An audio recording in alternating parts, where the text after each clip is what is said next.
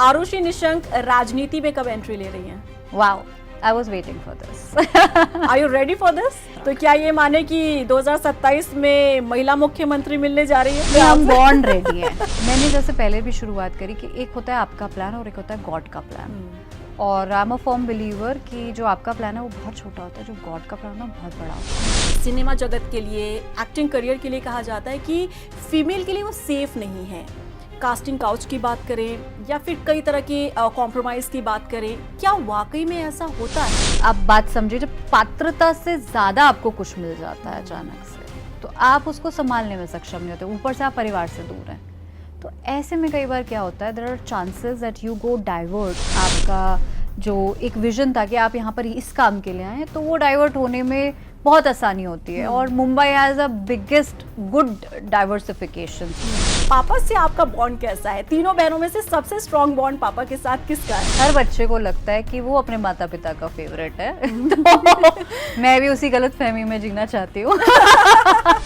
कई बार हम लोग मजाक में मम्मी और हम बात करते थे कि सिर्फ एक ही साल का है कि मैं कम जानती हूँ पापा को आपसे।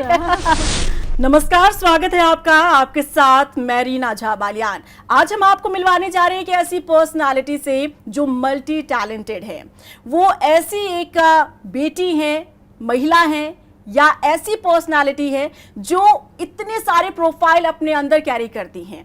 वो कथक भी करती हैं, वो एक्ट्रेस भी हैं, वो प्रोड्यूसर भी हैं और वो सोशल एक्टिविस्ट भी हैं। प्रकृति से भी वो प्रेम करती हैं। ऐसे ना जाने कौन कौन से काम है जिसकी शायद गिनती कम पड़ जाएगी। इसीलिए चलिए देरी ना करते हुए हम आपको मिलवाते हैं आरुषि निशंक से। Welcome Aarushi. Thank you so much Reena. Aarushi, हम आपकी प्रोफाइल को लेकर बात करेंगे, हम आपकी पर्सनालिटी को लेकर बात करेंगे, आपके काम को लेकर बात करेंगे, लेकिन सबसे पहले हम आपसे ये जानना चाहते हैं, भैया आप आईएएस की तैयारी करते करते कहाँ आप एक्टिंग लाइन में चली गई? मैं कहूँगी कि गॉड प्लान हमेशा आपके प्लान से बहुत बड़ा होता है। और मैं आईएएस बनना चाहती थी। जैसे हर बच्चा अपने लिए बहुत सारे करियर प्लान्स करता है। और पर आई फील ग्लैड कि जो मैंने अपने लिए सोचा था और जो भगवान ने सोचा था वो काफ़ी बड़ा है उससे जो मैंने सोचा था। तो अच्छा, आप 3 बहनें हैं, 3 सिस्टर्स, एक आर्मी में और एक लॉयर, आप एक्टिंग में।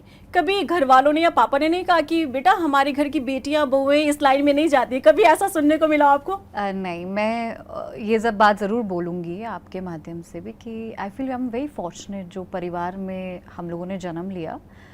मेरे माता और पिता जो है वो, पिताजी ज़रूर राजनीतिक उसमें रहे हैं और उन्होंने उत्तराखंड को नहीं देश को गौरव दिलाया है, मान सम्मान दिलाया है। पर उसके अलावा मेरे जो घर में था वो बहुत साहित्य का और कला का माहौल था। तो आप उम्मीद नहीं करेंगे कि हम लोग जो छोटे छोटे बच्चे हुआ करते थे तो हम लोग मंथली मैगजीन्स जो है वो हर हॉलीडे उसमें हम लोग एक अपनी मैगजीन्स को रिलीज़ किया करते थे। So that is how we have been raised in the family. तो ऐसा कभी नहीं हुआ। और पिताजी का कहना हमेशा से यही था कि तुम लोग जिस फील्ड में अच्छा करना चाहते हो करो। एंड यही रीज़न है कि हम तीनों अपने अलग अलग विधाओं में आगे बढ़े। बिल्कुल। अच्छा, आप में से कई लोग जानते होंगे उत्तराखंड के पूर्व मुख्यमंत्री रमेश पोखरियाल निशंक की बेटी हैं आरुषि निशंक। हालांकि आज अपनी पहचान बना चुकी हैं और अपनी पहचान के दम पर ही अपनी ज़िंदगी में आगे बढ़ भी रही हैं और निर्णय भी ले रही हैं। अच्छा आरुषि, पापा से आपका बॉन्ड कैसा है? तीनों बहनों में से सबसे स्ट्रॉन्ग बॉन्ड पापा के साथ किसका है? ये बहुत मज़ेदार बात है क्योंकि हर बच्चे को लगता है कि वो अपने माता पिता का फेवरेट है। तो मैं भी उसी गलत फहमी में जीना चाहती हूँ। और I think being the eldest one, क्योंकि कई बार हम लोग मजाक में मम्मी और हम बात करते थे कि सिर्फ एक ही साल का है कि मैं कम जानती हूँ पापा को आपसे। बट क्योंकि मुझे उनके साथ ज़्यादा समय मिला और वो हमेशा बोलते भी थे कि तुम ज़िंदगी में हमेशा मेरे साथ रहोगी, तो मुझे उनका बहुत सानिध्य मिला। उन्होंने जिस तरीके से मेरी ट्रेनिंग भी की है और मुझे लगता है कि ये मेरे लिए बहुत गर्व की बात है कि मुझे मेरे पिता से बहुत कुछ सीखने को मिला, क्योंकि मैंने बहुत ज़्यादा समय उनके साथ बिताया है। तो हाँ, हम सब कहेंगे हम सब फेवरेट हैं। कोई कम नहीं, कोई ज्यादा नहीं। नहीं। अच्छा, क्योंकि निशंक जी की राजनीतिक करियर की बात करें, काफ़ी चुनौतियां उनके सामने आई, पारिवारिक कई कठिनाइयां भी सामने आई, लेकिन आप तीनों बहनों ने एक सपोर्ट सिस्टम उनके साथ, आप लोगों ने साथ दिया अपने पिता का। किस तरीके की चुनौतियां आपने देखी बतौर एक बेटी, अगर मैं पूछूं आपसे तो? क्योंकि हमने बहुत पढ़ा है आप लोगों के बारे में, और ये हमेशा हमने देखा है कि आप तीनों बहनें जो हैं अपने पापा को हमेशा एक दीवार की तरह उनके साथ खड़ी रही हैं, चाहे वो राजनीतिक चुनौतियां रही हो, चाहे वो पारिवारिक कठिनाइयां रही हो। कैसे मैनेज किया आपने? मुझे लगता है कि हम 3 दीवारें बहुत बाद में आए, लेकिन जो उनके साथ सबसे बड़ी दीवार हमेशा खड़ी रही वो मेरी माता जी थी। अनफॉर्चुनेटली 2015 में हमने उन्हें खो दिया, क्योंकि वो कैंसर की एक गंभीर बीमारी से जूझ रही थी। But she was a fighter. और मुझे लगता है कि एक राजनीतिज्ञ को समझना और एक पॉलिटिशियन के साथ और एक एक्टर के साथ में ज़िंदगी बिताना ये आसान काम नहीं होता है। और क्योंकि मैं खुद पॉलिटिकल बैकग्राउंड से हूँ, now I am an actor also, so I do understand it completely. Challenging होता है। तो मैं कहूँगी कि वो हमारे पूरे परिवार के लिए एक बहुत बड़ा सपोर्ट थी, और उन्होंने जिस तरीके से हम लोगों को भी तैयार किया और कभी ये महसूस नहीं होने दिया, क्योंकि पिताजी हमेशा से बहुत व्यस्त रहे।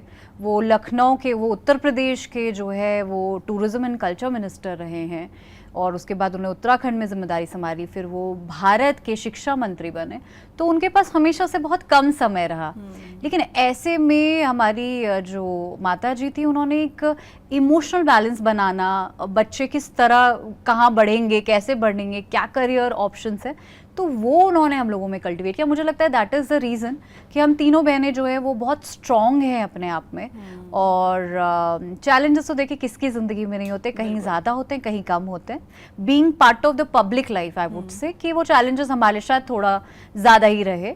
और पिताजी का जो पूरा जर्नी है वो बहुत क्लोजली देखने के बाद मुझे लगता है कि आप प्रिविलेज के साथ ज़रूर पैदा होते हैं, लेकिन आपको एक बस्ता भी दिया जाता है। और मैं कुछ देर पहले उसी पे चर्चा भी कर रही थी कि वो बस्ता आपको ना, जब आप पैदा होते हो तभी आपके कंधे पे दे दिया जाता है। हाँ, सिल्वर स्पून आपके मुंह में ज़रूर होती है, बट वो बस्ता भी होता है, और आप उसी बस्ते को लेकर अपनी दौड़ तैयार कर रहे होते हैं। तो हम कंप्लेन नहीं कर सकते, बट हाँ, हमारी जो जर्नी है, हमारे जो स्ट्रगल्स, हमारे जो चैलेंजेस हैं, वो और लोगों से काफ़ी अलग होते हैं। बिल्कुल। अच्छा आरुषि, मैं आपसे ये जानना चाहूँगी, क्योंकि अभी आपने कहा कि born with a silver spoon, तो देखिए जब भी इस तरीके का कोई बच्चा होता है ना, तो उसे एक पॉजिटिव चीज़ उसके साथ रहती है कि उसे ना रोटी कपड़ा मकान के लिए स्ट्रगल नहीं करना पड़ता है। मुझे लगता है इत्तेफाक रखेंगे आप मेरी इस बात से। तो आपकी लाइफ में तो मुझे लगता है ये स्ट्रगल नहीं रहा होगा, लेकिन जैसे आप बड़ी हो रही थी तो आपने अपने जिंदगी के साथ साथ क्या कुछ चैलेंजेस अपनी लाइफ में देखे? जैसे आपने कहा कि देखिए चुनौतियां सबकी जिंदगी में होती हैं, लेकिन आपने क्या कुछ फेस किया? आई एग्री, और मैं उसके लिए बहुत ग्रेटफुल हूँ। मेरे में बहुत ग्रैटिट्यूड है इस बात को लेकर कि मेरे लिए गर्व की बात है कि मैं निशंक परिवार में पैदा हुई। मैं ऐसे परिवार में पैदा हुई जिसको लोग दुनिया प्रिविलेज बोलती है, बट मैं बताना चाहूँगी कि मेरे पिताजी कोई प्रिविलेज बैकग्राउंड से नहीं थे। हमारे दादाजी माली थे, और उन्होंने खुद अपने दम पर ये जर्नी को तय किया है। और मुझे लगता है कहीं ना कहीं उन्होंने कोशिश करी कि हम तीनों बहनों में भी वही बात रहे कि हमको कभी ज़िंदगी में ये ना लगे कि हम किसी की बेटियां हैं, इसके लिए हमें कुछ मिलना चाहिए। और यही रीज़न है कि हम तीनों लोगों ने अपने अपने क्राफ्ट में या अपने अपने क्षेत्र में आगे बढ़ने की कोशिश करी। I completely agree with you Reena कि हमारे चैलेंज बहुत सारे भारत की उन जनता से और दुनिया की उस जनता से अलग हैं, क्योंकि हम रोटी कपड़ा मकान के लिए नहीं लड़ रहे हैं, जिसके लिए ग्रैटिट्यूड है। पर कई बार क्या होता है कि एक जो सामान्य परिवार होता है, आप जैसे आप भी अपने परिवार में जब बैठती होंगी तो आपके पिता को माता को पता होता है आप कौन सी क्लास में, आपके बर्थडेज कब हैं, आप लोग साथ में रहते हैं। एक बहुत बड़ा इमोशनल सपोर्ट होता है। Unfortunately the family who are privileged, वहाँ पर आपको अपने माता पिता का उतना सानिध्य नहीं मिल पाता, उतना समय नहीं मिल पाता। तो आपका जो एक इमोशनल क्वेश्चन है वो हमेशा एक वैक्यूम में रहता है। वो आप किस तरीके से फिल करते हो वो आप पर होता है। अनफॉर्चुनेटली कई लोग गलत राह पे भी चले जाते हैं, कई लोग स्पिरिचुअलिटी पे बिलीव करते हैं, कई लोग कोशिश करते हैं कि पूरी देश और दुनिया को अपनी फैमिली बना सकें, जैसे हम लोगों ने एक स्पर्श गंगा फैमिली बनाई, बिल्कुल, ताकि हम ज़्यादा से ज़्यादा लोग को अपने साथ जोड़ सके। तो ये चैलेंजेस जो होते हैं वो थोड़े से अलग होते हैं। और हमारे पिताजी को कई बार मुझे याद है कि हम लोग उनको देखने के लिए तरस जाते थे जब वो उत्तर प्रदेश में मंत्री थे, तो हम पौड़ी में पढ़ रहे थे तभी, तो आंखें तरस जाती थी उनको देखने के लिए। और मेरी मदर जो थी वो हमेशा से एक she was a lecturer and then principal, तो उन्होंने अपना काम नहीं छोड़ा कभी भी, बट हाउ ब्यूटीफुली उन्होंने पूरे परिवार को मैनेज किया। तो ये कुछ चीज़ें होती हैं। एंड बहुत फ़नी बात है, अगर मैं आज आपके प्लेटफॉर्म से शेयर करूं तो आप लोग अंदाज़ा भी नहीं लगा पाएंगे कि हम लोगों ने कितने सरकारी घरों को बदला होगा। अच्छा, एक इंसान के लिए एक घर बनाना, मकान नहीं, घर बनाना और फिर उस घर को छोड़ना एक बड़ी बात होती है। बिल्कुल, तो हम लोग एक बैकपैक के साथ तैयार रहे हमेशा ज़िंदगी भर, और वो बैकपैक के साथ हमारी जर्नी रही है कि ठीक है कुछ भी परमानेंट नहीं है।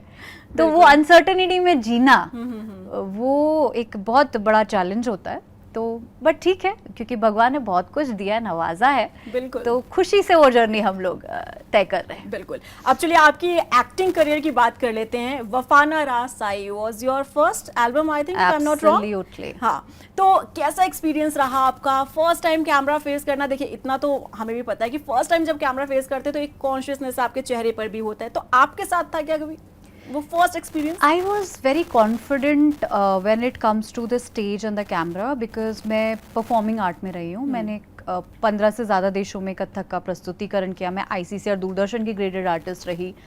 तो मेरे लिए कैमरा फेस करना बहुत बड़ी डिफ़िकल्टी नहीं थी, बट मीडियम क्योंकि बदल गया था। क्योंकि जब आप परफॉर्म करते हो, एक स्टेज पे होते हो, तो आप 1 लाख से 5 लाख और 5,000 500 लोगों के लिए भी परफॉर्म कर रहे होते हो। पर जब आप कैमरा के लिए परफॉर्म कर रहे हो तो वो बड़ा माइन्यूट होता है, तो वो बड़ा चैलेंजिंग था मेरे लिए। और वफाना रासाई हम लोग शूट कर रहे थे कश्मीर की सर्दियों में। जुबिन नौटियाल ने उसको गाया as a dear friend. Himansh Kohli मेरे साथ उसमें को एक्टर थे, तो बहुत खूबसूरत था। पर वो गाना मैं actually very funny, I wasn't convince. और टी सीरीज क्योंकि भूषण जी ने उसको प्रोड्यूस किया था, तो मैं बहुत थैंकफुल हूँ भूषण जी के लिए, क्योंकि भूषण जी ने मुझे लिटरली इस बात के लिए कन्विंस किया कि गाना अच्छा है आपके लिए, you should do this song. यार ये सिर्फ ऑटो वाले सुनने वाले अच्छा, बट आपको लगा ये टूटे दिल अभी नहीं है?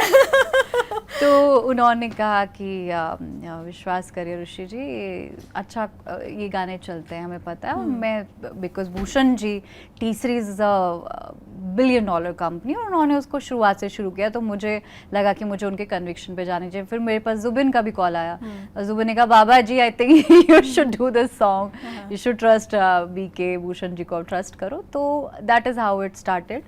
और आज मुझे लगता है 400 मिलियन प्लस वो 400 मिलियन हो चुके हैं, प्लस हो चुके हैं।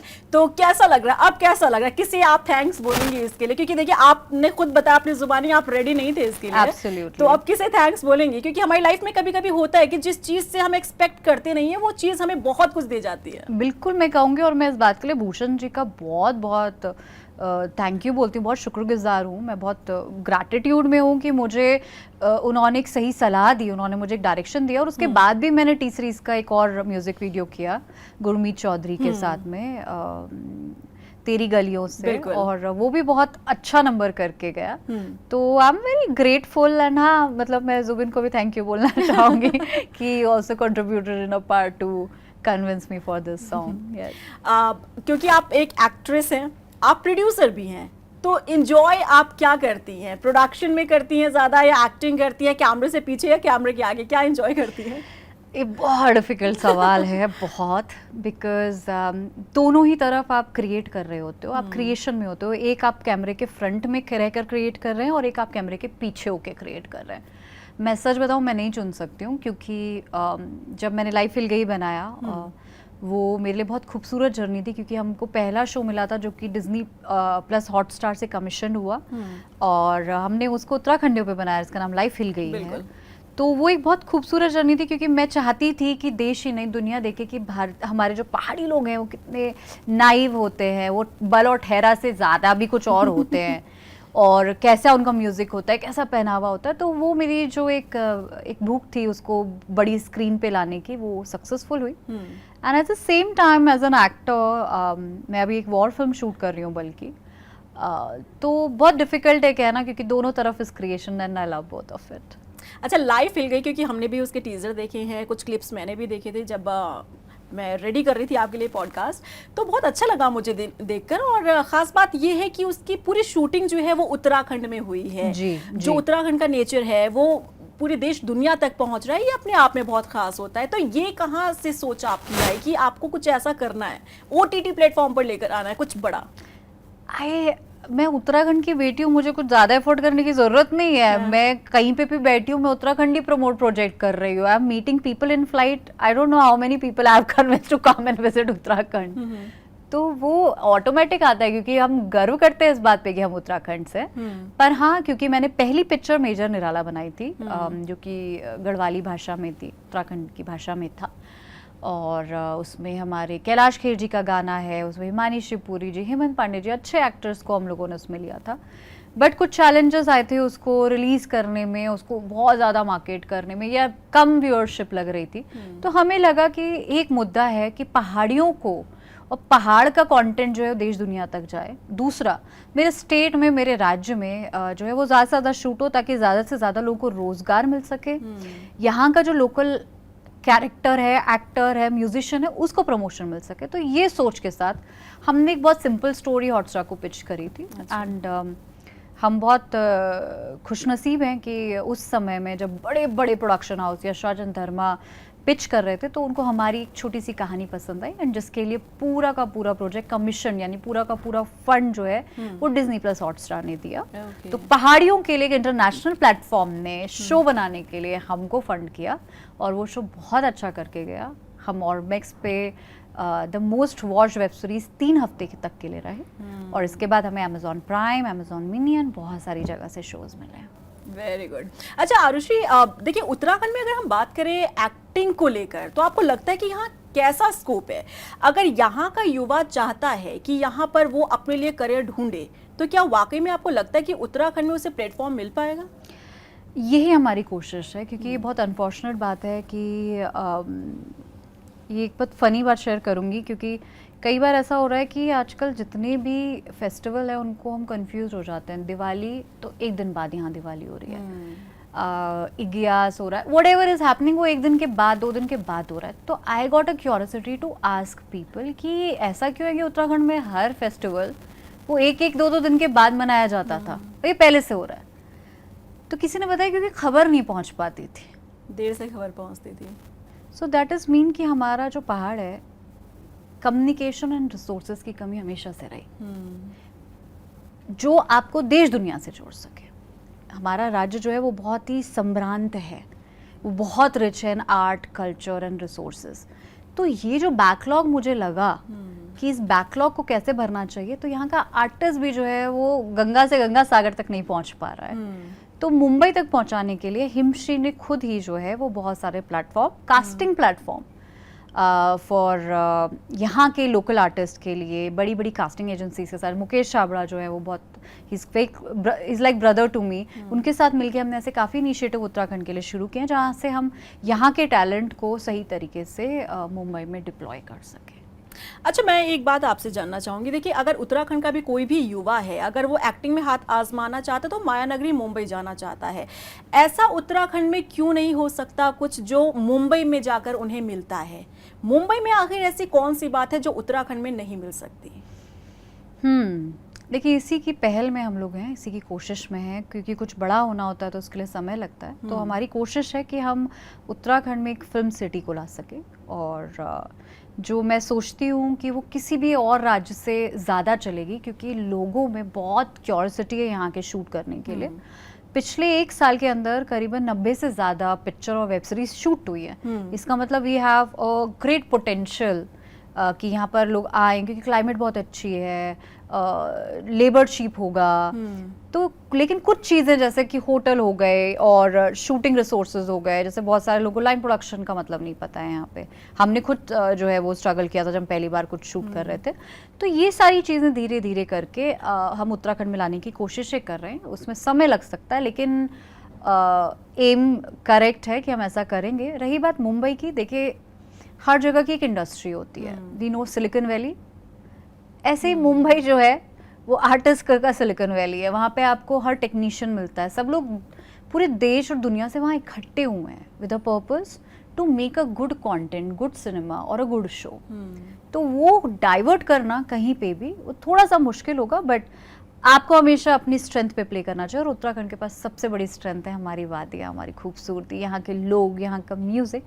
तो वो हम काफ़ी कोशिशों में है कि ये जल्द से जल्द हो सके। तो आपको लगता है कि जो चीज़ मुंबई में जाकर युवाओं को मिलती है एक्टिंग में हाथ आजमाने के लिए, कभी उत्तराखंड में भी वो चीज़ें मिलेंगी युवाओं को? सर्टनली यही हमारी कोशिश है, मिश्री के जरिए हमारी कोशिशें यही हैं।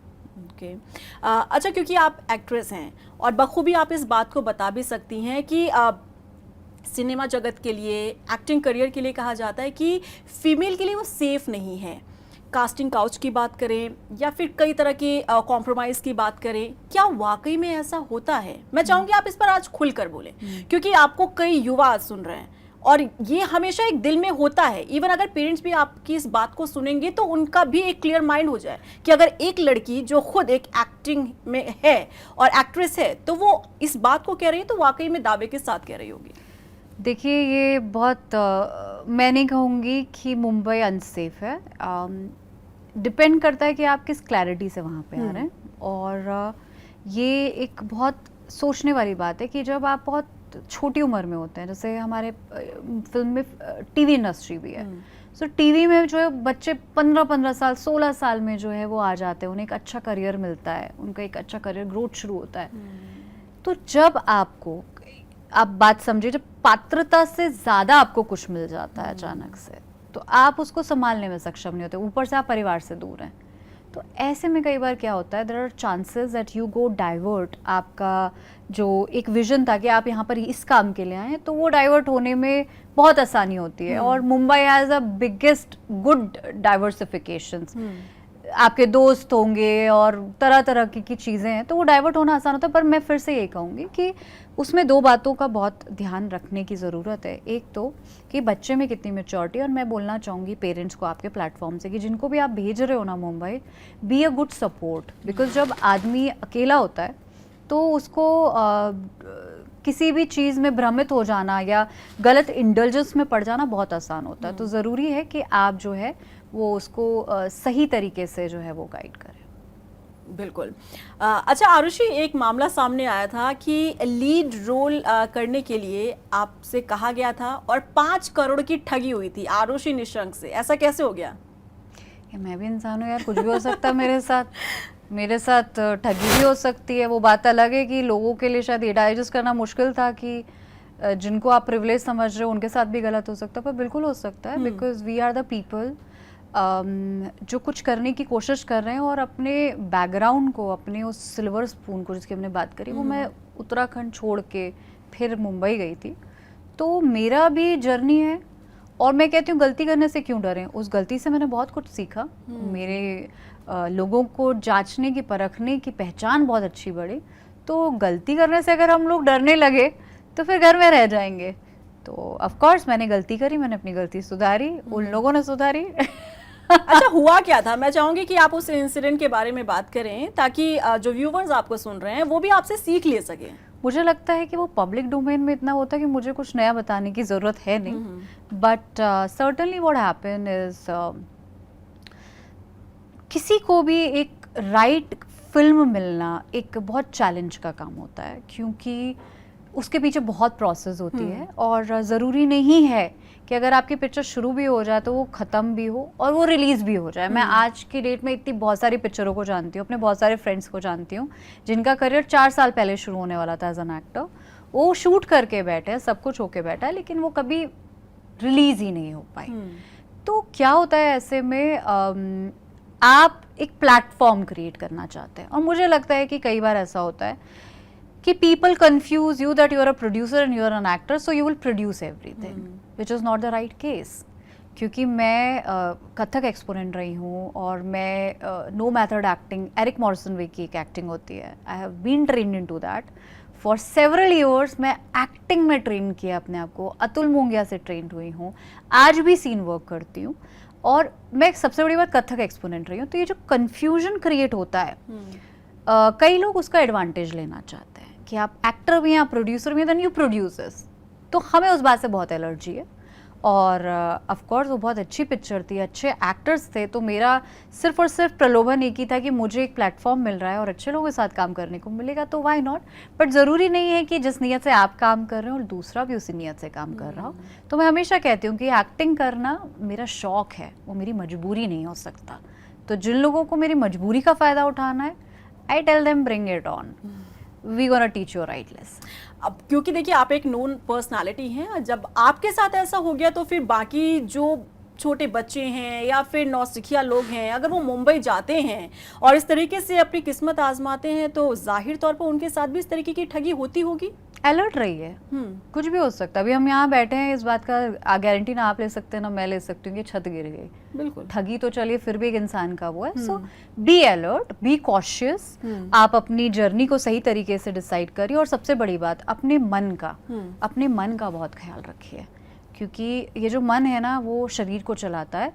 तो फील अबंडेंस।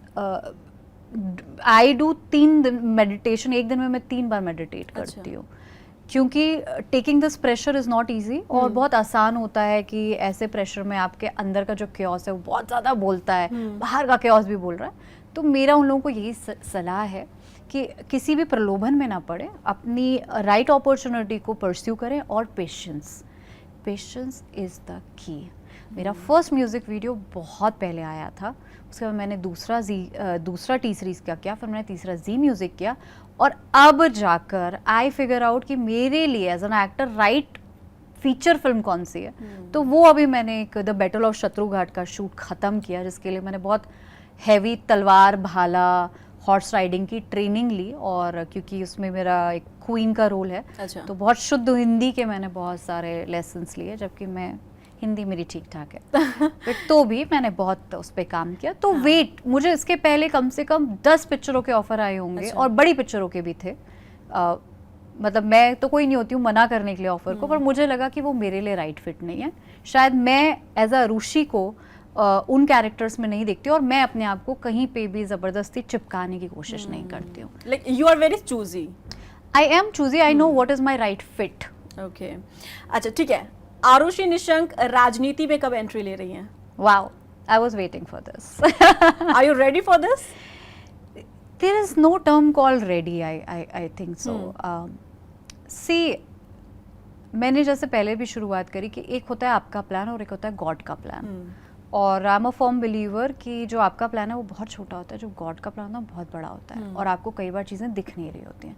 तो मैं तो बहुत छोटी इकाई हूँ इस ब्रह्मांड में, जो ये सोच भी पाए कि मैं क्या करना चाहती हूँ। मुझसे तो ईश्वर करवा रहा है, मुझे उस हर सही जगह भेजता है, वो सही जिम्मेदारी देता है जो मैं निभाने के लायक हूँ और काबिल हूँ।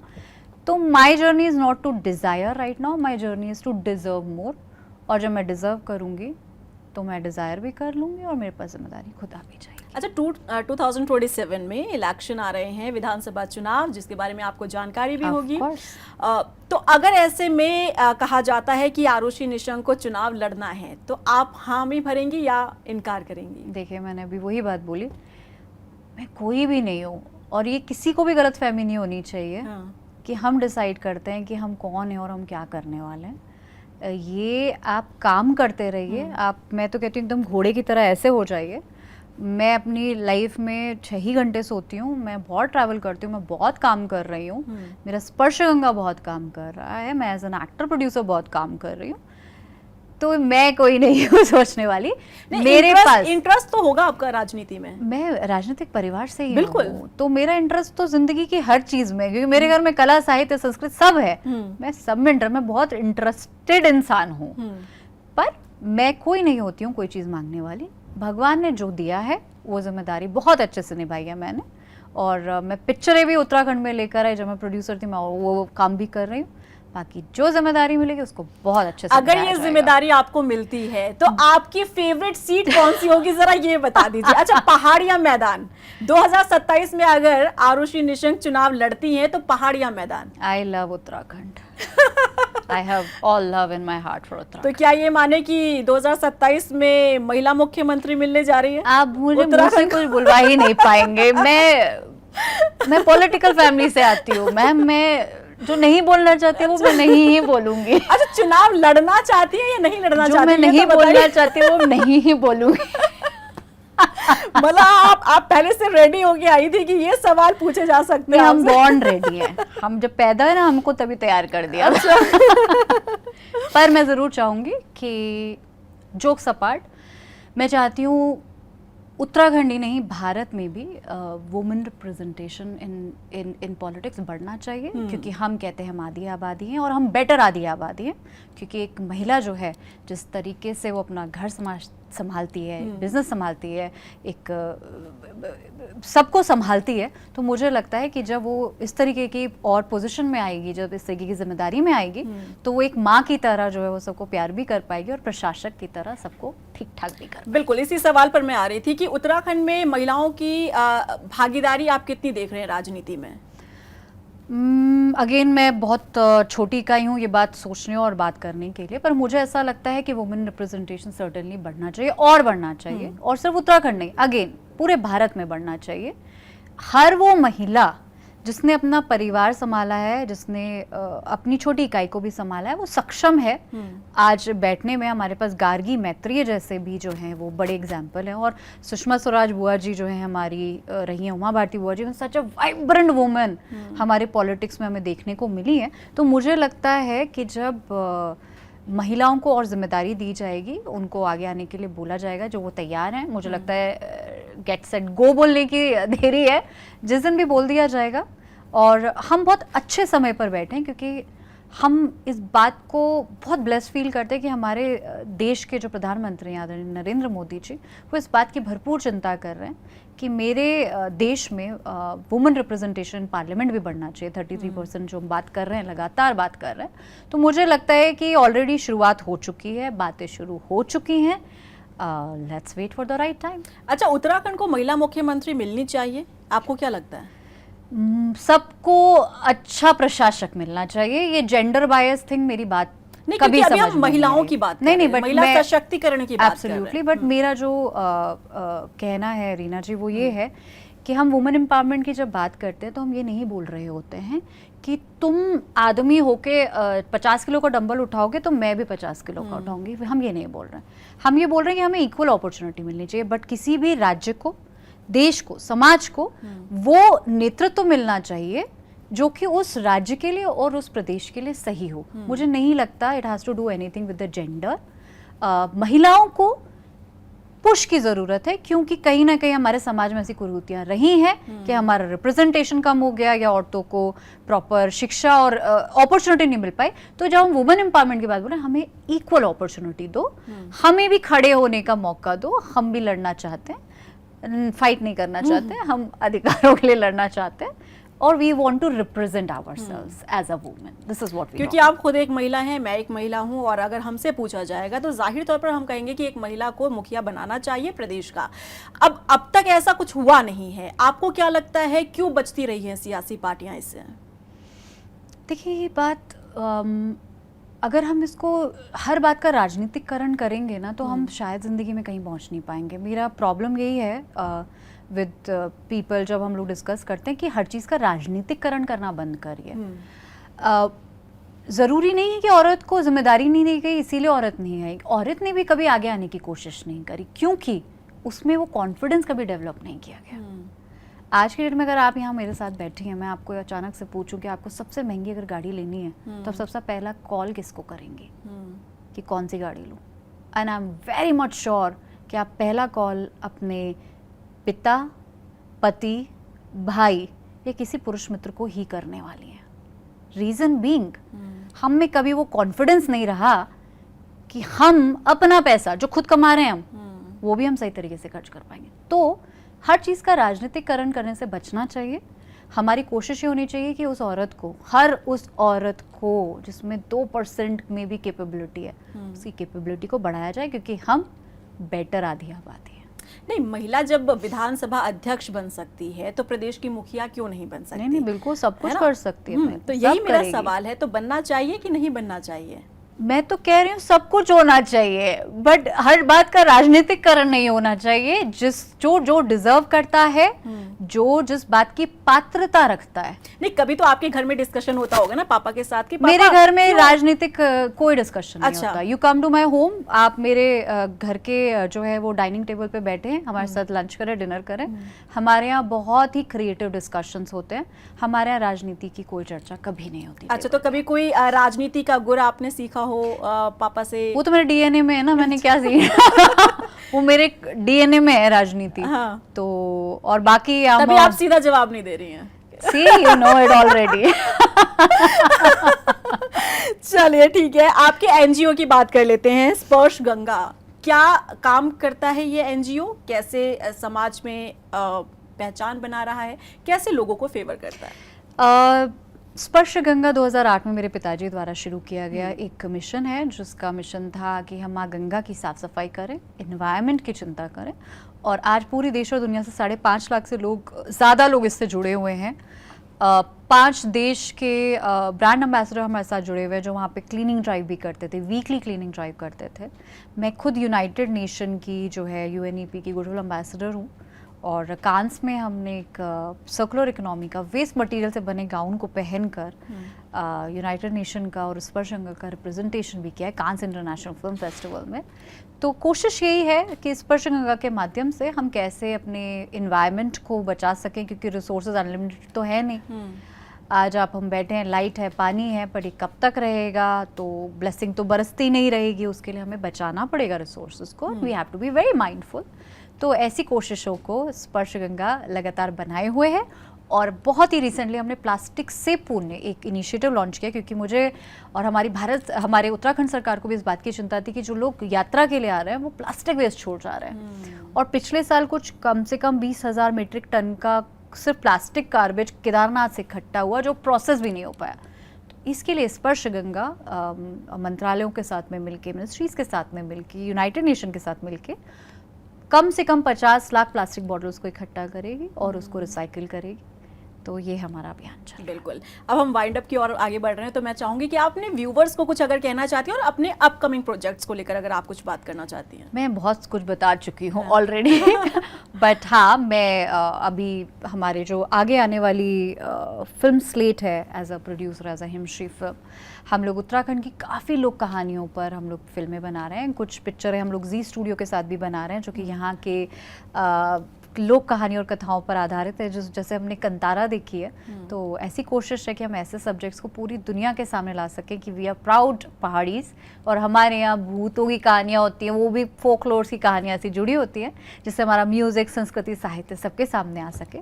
और as an actor, as I told you, कि मेरी एक फिल्म है द बैटल ऑफ शत्रुघाट, जो कि सितंबर एंड में रिलीज़ होने वाली है। और इसमें आप सिद्धार्थ निकम, महेश मांजरेकर, गुरमीत चौधरी, जरीना वहाब और काफ़ी बड़े एक्टर्स को देखने वाले। और मैं कुछ साउथ पिक्चरों में भी काम कर रही हूँ। मुझे लगता है कि south is a very great and safe industry as well. तो मैं वहाँ भी काम कर रही हूँ। और एक आध और रिवेंज ड्रामा जो है, वो एज एन एक्टर मैं उन फिल्मों में काम कर रही हूँ, जो मैं अभी अनाउंस नहीं कर सकती हूँ। But you have to be in touch with me on Instagram to find out my updates. बिल्कुल, thank you so much Arushi, इतने अच्छे बातचीत करने के लिए। बहुत मज़ा आया आपके साथ बातचीत करके, and all the best for your future projects. तो ये आपने सुना आरुषि निशंक को, जहां उन्होंने खुले तौर पर बताया है कि क्या कुछ उनकी आगे आने वाले दिनों में प्लानिंग्स रहने वाली हैं, राजनीति को लेकर वो क्या सोचती हैं, राजनीति में एंट्री कब लेने जा रही हैं, चुनाव कहाँ से लड़ने जा रही हैं। हालांकि खुलकर उन्होंने इन तमाम चीज़ों पर तो बोलने से बचती नजर आई है, लेकिन हाँ, जाहिर तौर पर बहुत अच्छे से हमारा ये पूरा पॉडकास्ट रहा है। आपको कौन सा सेगमेंट पसंद आया, कमेंट सेक्शन में जरूर बताइएगा। फिलहाल के लिए मुझे दीजिए इजाजत, नमस्कार।